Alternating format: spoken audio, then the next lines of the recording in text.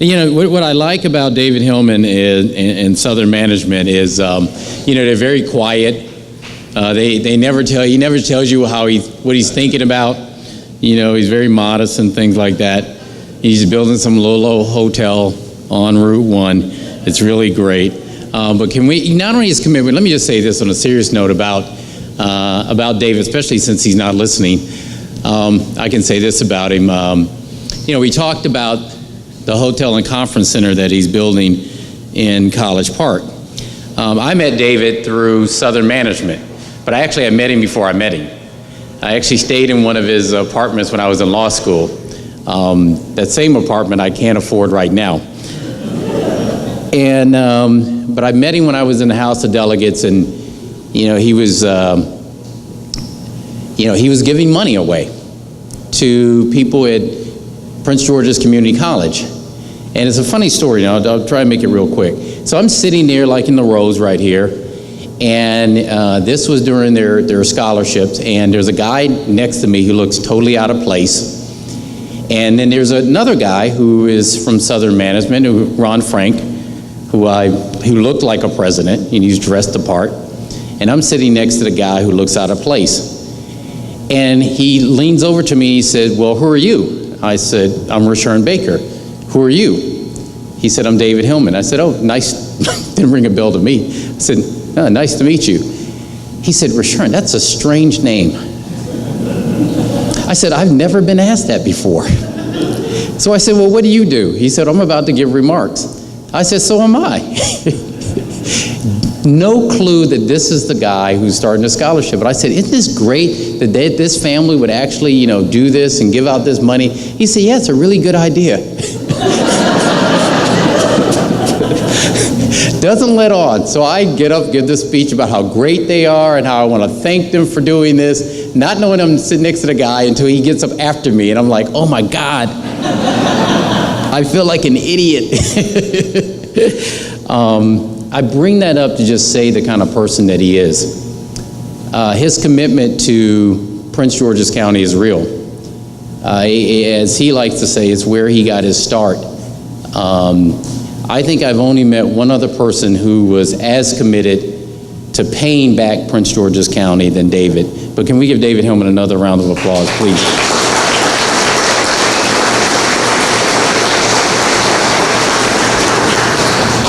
And David's probably a good starting point for me to give some brief remarks, because his belief in the county has never wavered.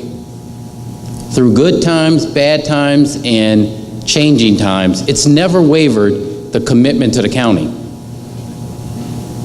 So when I became county executive, I tried to take some of that commitment and passion. As I said, only one other person had it more than David, and that's Wayne Curry. But Wayne would tell you, he's like, "Well, Baker, you don't understand, because this is my hometown. You're just a visitor." And I said, "Wayne, you know, I'm a transient person. I grew up in the military, so I really didn't get it.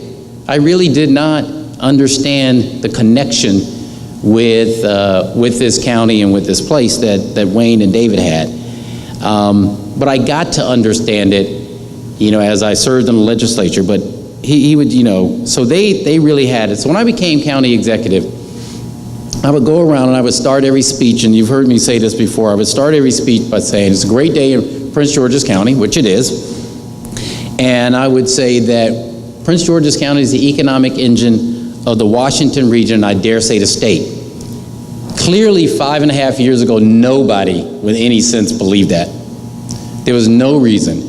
And in fact, you know, this is my 5th time being before Bisnow. And every time I would come here and I would say, "This is the greatest place to invest. Invest in Prince George's County."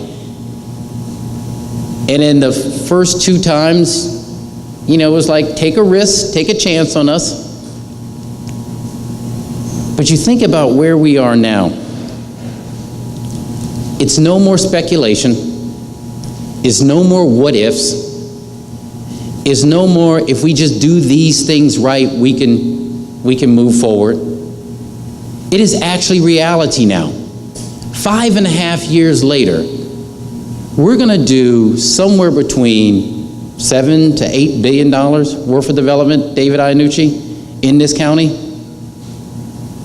It's not a stretch to say we're probably going to have more projects going on in Prince George's County than any other place in the state of Maryland. It is not a stretch to say every part of this great county, all 500 square miles, there is something dynamic going on in every part.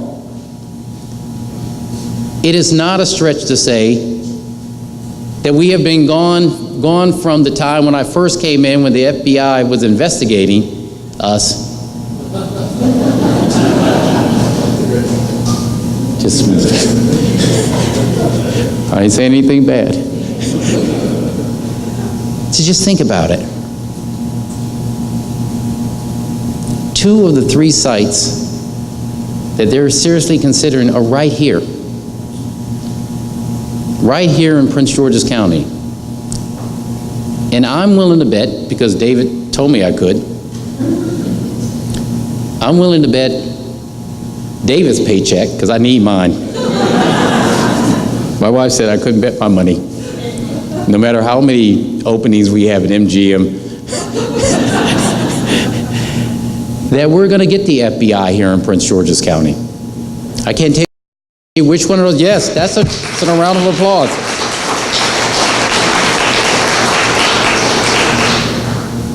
There is no way that would have happened or been conceivable 5.5 years ago. There's no way it would have happened. 1, because Congress wouldn't let it happen. 2, because we wouldn't have the gall to actually go after it. In fact, when we did, I think people thought we were insane. No, we were just visionaries. So I could talk about the FBI coming here. I could talk about, I think I saw Lorenzo. I could talk about MG. There's Lorenzo. Can we give him a round of applause? MGM. It's a small little project, southern part of the county. I think they may do a soft opening sometime this year. You know, nothing fancy. Yeah, just a little something. If you go down there, you might see it. If you look real hard and squint, you know, just I think it's like, what is that, a 500,000 project? Y'all spend 500,000 there? a little bit higher, maybe 1.3. About $1.3 billion. $1.3 billion spent in Prince George's County. Also a project that when we started off, going after, people were like, okay, you're literally insane. You're not going to get another facility here. It will never happen.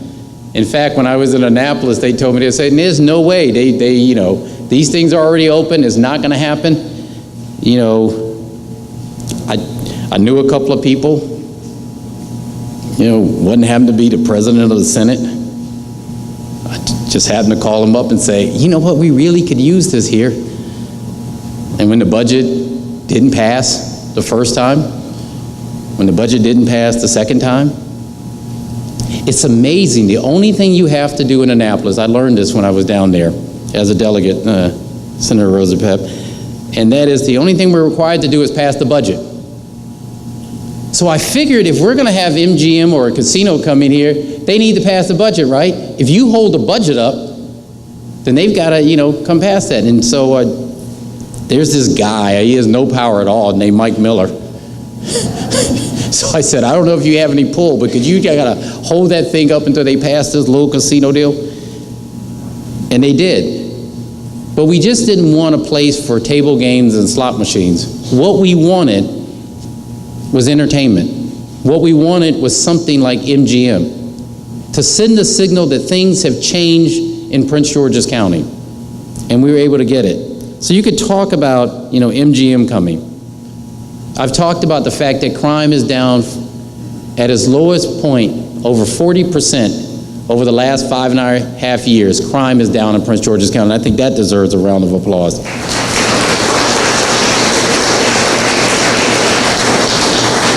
Because one of the things I just did before I came here was I talked to the men and women who protect us, to let them know that we care about them, that we're worried about them, and we're concerned about them, because we couldn't make any of this progress without their help.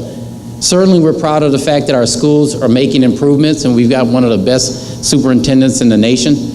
We're certainly proud of the fact that we have improved health care in the county.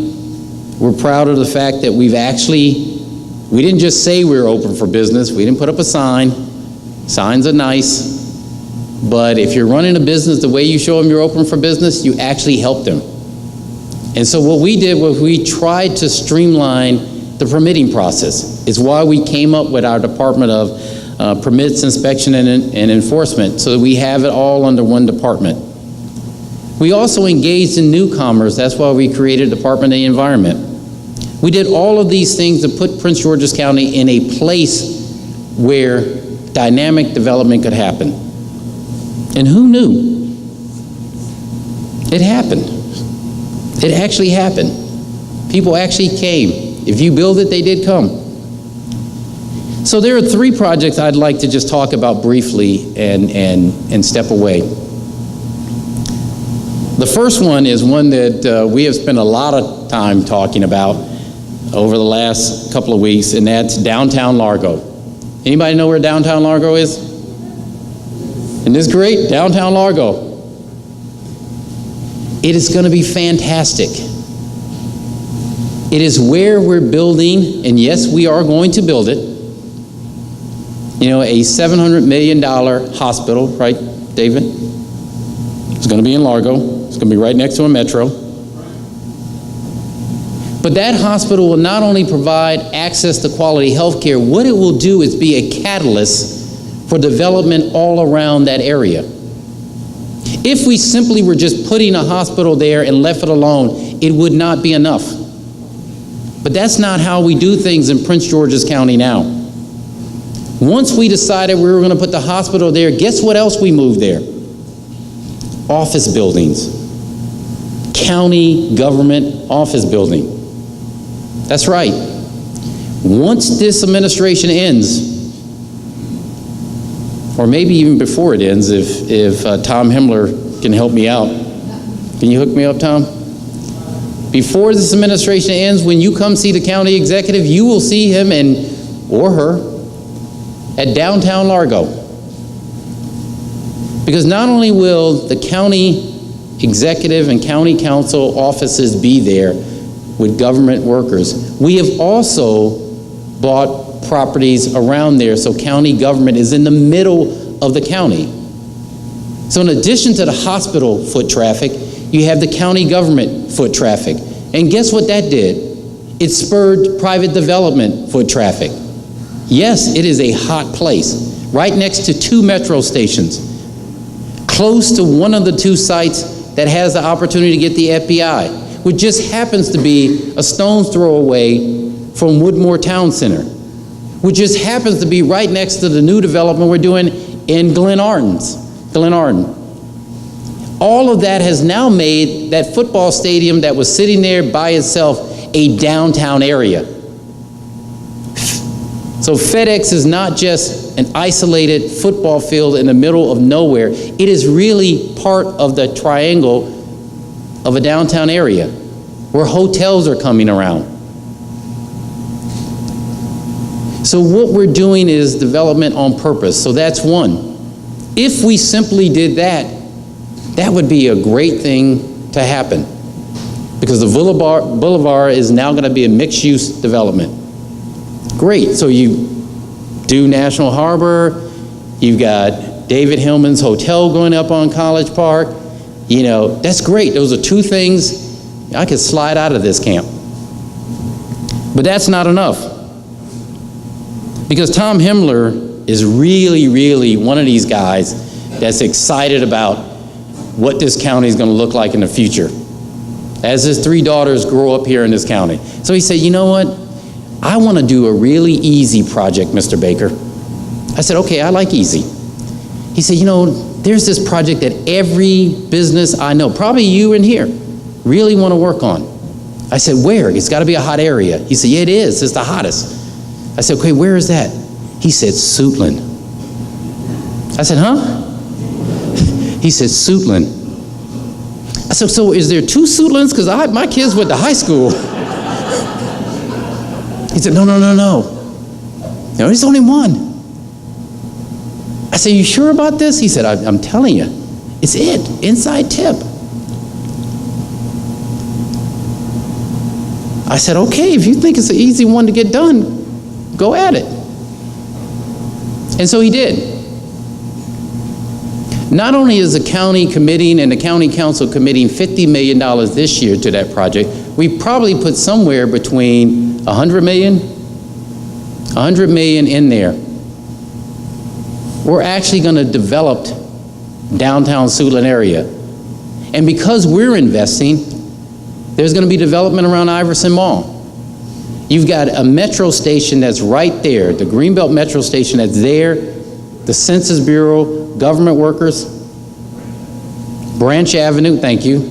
See, everybody's in it. David likes it. Branch Avenue. All of that around. If you see Suitland today, think H Street, think U Street. I tell that to my kids who went to Suitland High School, and they're like, dude, you're nuts. I said, if you'd have told me H Street and U Street look the way they are, I'd have said, dude, you're nuts. No, that is one of the hottest areas to invest in. And the reason that we're going to be able to attract the type of investment in the Suitland downtown area is because as a county, we committed ourselves to it. And why did we do that?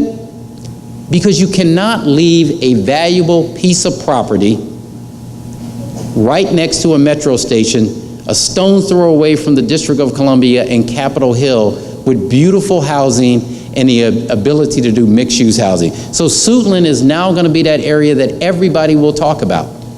And we're going to build this great visual and performing arts high school. Right, Tom? Isn't that going to be great? That's a round of applause for Thomas. Thank you. So I talked about Largo. I love Suitland. It's great. And then there is New Carrollton, which is the last one I will talk about. You couldn't make this up. If you said, how do I want to, if I'm going to go develop in a place, what's like the best thing to happen? You want access, transportation. You have a metro system, the Amtrak, the bus system, and you're right next to, 450, 202. All of that access coming in there. And we were able to get in the administration the first building, government building in Prince George's County. That's the Department of Housing and Community Development. So you've got folks coming in. Then we were able to attract a company like 2U to come into the county, which is on the innovative part of jobs going on. And we've got, the Burmans that are doing the development there. And we've got other developments going around New Carrollton, coupled with the fact that you've got a great city. So you get to do a development that's county, state, federal. You got the IRS there, and you've got the city of New Carrollton, which is going to take that into directions that people have never seen. So if you think about what's going on in Prince George's County, those 3 development projects right there are going to take off. They're great. You look at what's going on at College Park. College Park is not just anchoring it with the great things they're doing in the city of College Park and the things that they're doing at the University of Maryland, but it really starts a vision that we've had from the very beginning of this administration, and that is to see our arts district run from University of Maryland all the way down Route 1 to the Rhode Island Metro Station. And we're going to make that happen because all along that way there are different developments that are happening, anchored by the hotel and conference center. But as you move down Route 1, you come to Riversdale, where we're going to have the Whole Foods and a hotel and mixed use.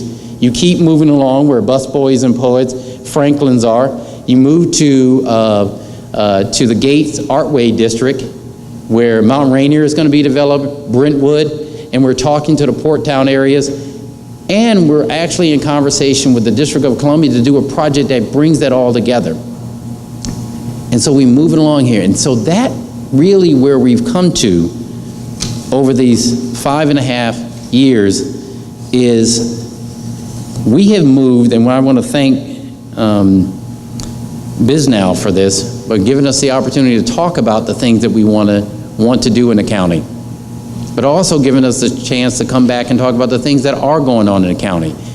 All of this puts Prince George's County in a place where we're now competitors. And so I think this is a fitting way to close. You know, when I used to go to, and I say this a lot because it's the truth, when I used to go to these places and my colleagues, especially my good friend from Montgomery County, because they really felt sorry for me. They're like, man, that guy tried really hard to get that job. He got it and all kinds of stuff happened.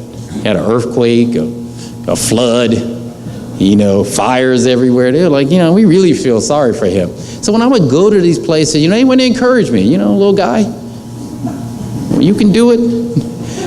So when I would say we are the economic engine of the Washington region and the state of Maryland, they say, way to go, man.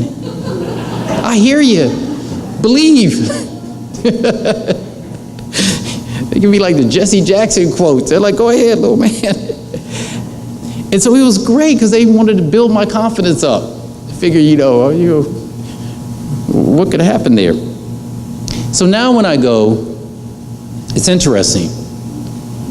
When I'm in that meeting with, the Big Seven, which is now Big Eight, and that's the county executives, the mayor, if they get to this mic first, the first thing they say is, Baltimore County is the economic engine of the Baltimore region, I dare say the state. Montgomery County is the economic engine of the Washington region, I dare say the state. I was like, who's stealing my lines? But the thing that I'm proud of when they do that, and the thing that I want you to remember about this county and the opportunities, is for the first time, those who are our friends and our competitors look at us as if we're on the same level, because we are. Once they did that, I knew and I know that we're the people going up, as David said. We're the people going up. And once people try to outdo you, you're not only in the game, but you're achieving. And that's what's happening throughout Prince George's County. And that's why we're excited about the opportunities to meet in groups like this, to not only talk about what we're doing, but to get an opportunity to get ideas from you as we move forward. Thank you very much.